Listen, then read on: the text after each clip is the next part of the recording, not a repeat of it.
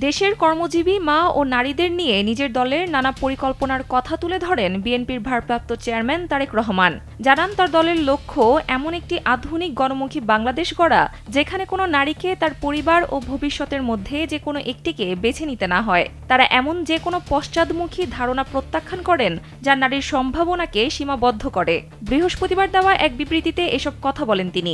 নারীদের কল্যাণে বিএনপির পরিকল্পনাগুলোর মধ্যে রয়েছে সব সরকারি বিশ্ববিদ্যালয়ের ডে কেয়ার সেন্টার স্থাপন, সরকারি অফিসগুলোতে ধাপে ধাপে ডে কেয়ার সেন্টার স্থাপনের জাতীয় পরিকল্পনা গ্রহণ, বড় বেসরকারি প্রতিষ্ঠান ও কারখানায় বাধ্যতামূলক ডে কেয়ার ব্যবস্থা, যেসব নিয়োগকর্তা শিশু পরিচর্যার ব্যবস্থা রাখবেন তাদের জন্য কর সুবিধা ও CSR ক্রেডিট প্রদান এবং নারী ও শিশু বিষয়ক মন্ত্রণালয়ের মান অনুযায়ী কেয়ার গিভারদের প্রশিক্ষণ ও সার্টিফিকেশন প্রদান।